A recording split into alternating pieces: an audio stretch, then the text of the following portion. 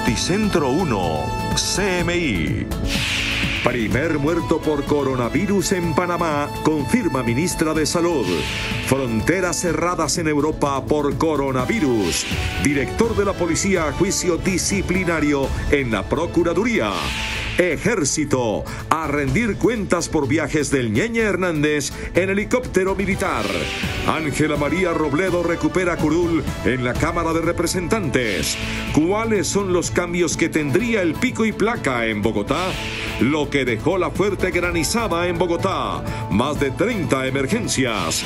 A partir de la medianoche, galón de gasolina baja 107 pesos. Un venezolano, la segunda persona en curarse de VIH. Con Claudia Palacios y Margarita Ortega.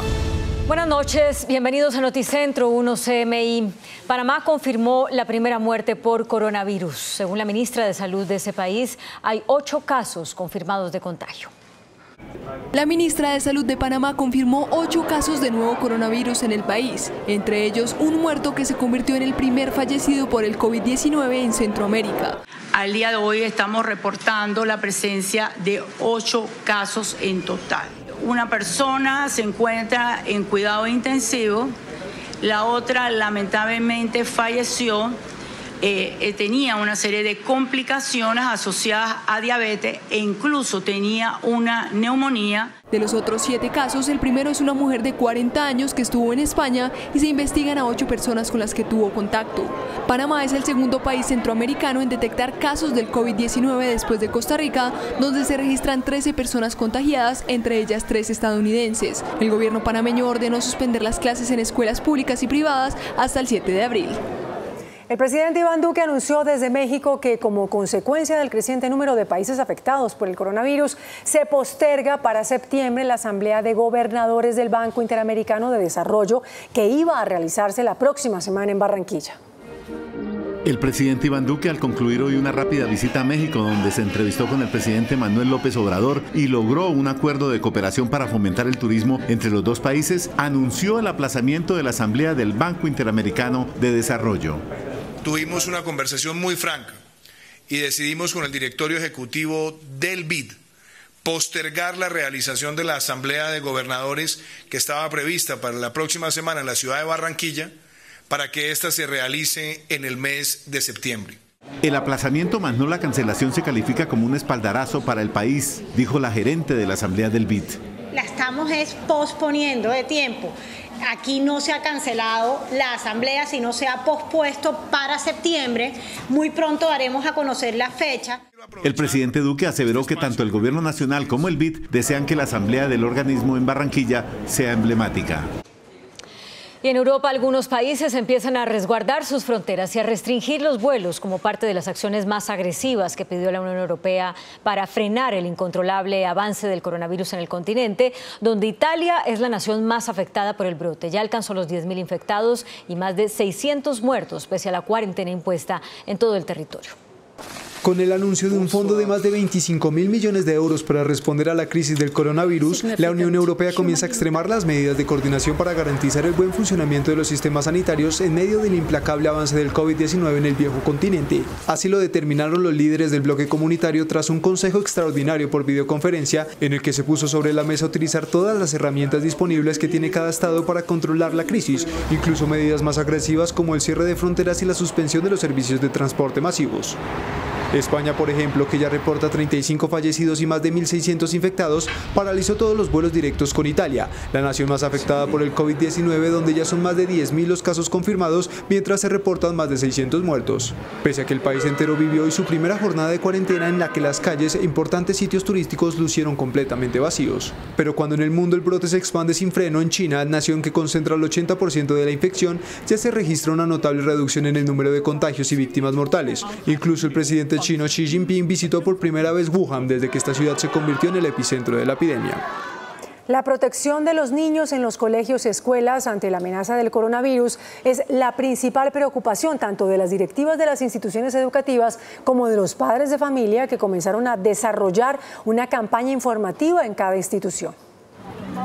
En miles de colegios y escuelas del país comenzaron las acciones para proteger a la comunidad educativa ante la posibilidad de una propagación del virus COVID-19 entre niños y niñas. En este momento nuestra responsabilidad es velar por la protección de los niños, niñas y jóvenes que se encuentran en nuestros colegios. Realmente es un compromiso que tenemos como institución. La campaña se despliega con carteleras, adecuación de las zonas de aseo y charlas dirigidas al estudiantado y al profesorado. Mandando comunicados a los padres de familia si hay algún estudiante que tiene alguna enfermedad respiratoria aguda, pues que no participe del proceso académico a nivel pues de prevención, ¿no? Pero encontramos en el sur de Bogotá instituciones que aún no despliegan una campaña educativa. No nos han dicho ni del lavado de manos, ni de los tapabocas, nada de nada. La iniciativa de las campañas para prevención son los estudiantes. Pues porque entre nosotros nos orientamos. Sí, sería importante que los concientizaran un poquito más a ellos también y les dijeran para que ellos fueran diciendo en sus casas, a cada de la familia, le fueran dando las pautas como para tener más precaución sobre el coronavirus. Yo pienso que hace falta más información, porque si los protegieran bien estarían más con tapabocas. La Confederación Nacional de Centros Educativos dijo que sus 29 federaciones afiliadas en todo el país tienen como lema: con la academia se cura la pandemia. El director de la policía, el general Óscar Ateortúa, irá a juicio disciplinario por 4 cargos vinculados a hechos de corrupción dentro de la institución.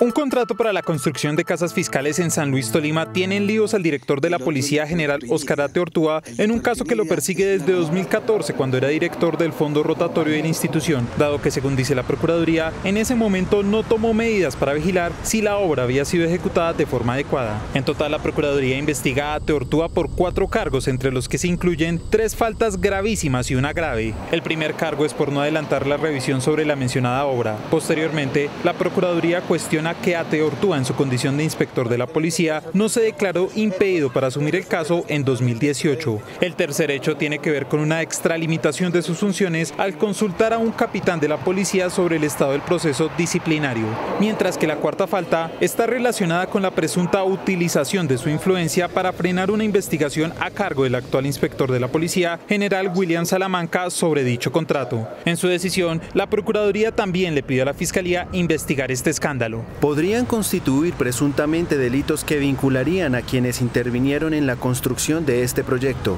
Este contrato también ha generado polémica, dado que el exfuncionario de la Universidad Distrital, Wilman Muñoz, procesado por corrupción, habría participado en la interventoría.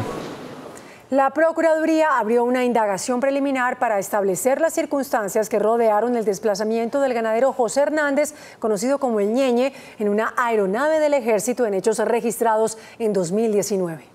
Sigue la polémica por el caso del ganadero Ñeñe Hernández. Ahora, el Ejército tendrá que rendir explicaciones por la utilización de una aeronave oficial de la institución para movilizarlo en un vuelo realizado en 2019. La Procuraduría además analiza varias fotografías que en su momento publicó Ñeñe Hernández en redes sociales para establecer si se desplazó en otros vehículos oficiales. El Ministerio Público también anunció que delegó a 4 funcionarios para vigilar las investigaciones que inician en la Comisión de Acusación, la Corte Suprema, la Fiscalía y el Consejo Electoral por las grabaciones en las que Ñeñe Hernández habla de compra de votos en la costa. La Justicia Especial para la Paz será la encargada de juzgar al general retirado Mauricio Santoyo, ex jefe de seguridad del expresidente Álvaro Uribe. Los magistrados de la JEP decidieron asumir la competencia exclusiva del proceso en contra de Santoyo por desaparición forzada y presuntos vínculos con paramilitares. La congresista Ángela María Robledo recuperó la curul en la Cámara de Representantes debido a un fallo del Consejo de Estado.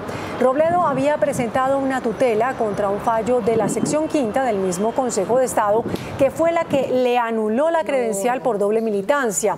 El Consejo de Estado amparó el derecho a la oposición política, ya que Robledo fue la fórmula vicepresidencial del entonces candidato Gustavo Petro. Bogotá mantendría los cambios en el pico y placa después de que se supere la emergencia ambiental. El distrito evalúa implementar esta medida todo el día, de lunes a viernes. El distrito evalúa dejar el pico y placa todo el día para carros particulares e incluso extenderlo al fin de semana. Lo que nosotros hicimos y que estamos haciendo durante este pico y placa ambiental es tomar datos antes, durante y después, y efectivamente vamos a evaluar las medidas una vez salgamos de esta coyuntura. Estupiñán aseguró que las restricciones de la emergencia ambiental generaron buenos resultados en la reducción de la contaminación y una mejora en la velocidad. Hemos visto reducciones entre el 30 y el 40% de material particulado asociado a los distintos modos de transporte que están teniendo pico y placa. Sobre las protestas de motociclistas por el pico y placa, aseguró que todos deben aportar en la descontaminación del aire, pero descartó mantenerles la restricción. En este momento no estamos contemplando un pico y placa que no sea ambiental para las motos. La capital se mantiene en alerta por contaminación y en consecuencia siguen vigentes las restricciones. Mañana tendrán pico y placa los carros y motos con placas terminadas en número impar. Una fuerte granizada azotó esta tarde el norte de Bogotá. El fenómeno colapsó vías, tumbó techos e inundó varias viviendas. Las localidades más afectadas fueron Chapinero, Teusaquillo y Usaquén.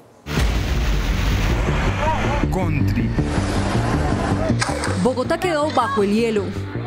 Una densa capa blanca cubrió vías, parqueaderos, zonas verdes en el norte y centro de la capital. Terrible, impresionante. Nunca había visto llover de esa manera. Este fue el panorama en la carrera novena con 110. Varios vehículos quedaron atrapados en medio del agua congelada. La inundación superó el metro de altura. Lo parqueamos y no pensamos que fuera a caer semejante granizada y nos enterró ahí a todos. En la carrera séptima, el granizo invadió ambos carriles. El tráfico colapsó. La Defensa Civil, con pala en mano, tuvo que intervenir en varios puntos. Hemos venido atendiendo alrededor de 34 emergencias y vamos en curso. La granizada fue de tal proporción que algunos techos colapsaron y otros quedaron como coladores. Así quedó el Parque Country en el norte de Bogotá. Impresionante. Lo que para unos fue angustia, para otros se convirtió en felicidad. Vamos a jugar y hacer muñecas de nieve. La granizada generó inundaciones hasta en el Concejo de Bogotá. Además, en localidades como Chapinero, Teusaquillo y Usaquén. A partir de la medianoche entra a regir una rebaja en los precios de los combustibles. El galón de gasolina bajará a 107 pesos y el de ACPM 104 pesos. En el caso de Bogotá, recuerden, el precio de referencia para la gasolina es 9.469 pesos y el de la ACPM 9.229. Chavismo y oposición salieron a las calles en Venezuela. La movilización liderada por Juan Guaidó terminó chocando con la Guardia Nacional Bolivariana. En medio de las protestas, 3 parlamentarios fueron detenidos por la FAES, la Fuerza de Acciones Especiales del gobierno Maduro. 2 de los diputados ya fueron liberados. Fue revelada la identidad del llamado paciente de Londres, el segundo caso de una persona curada del SIDA. Se trata del venezolano Adam Castillejo, a quien los médicos no le detectaron rastro alguno de la infección 30 meses después de haber abandonado el tratamiento tradicional. Adam Castillejo fue diagnosticado con la enfermedad en 2003.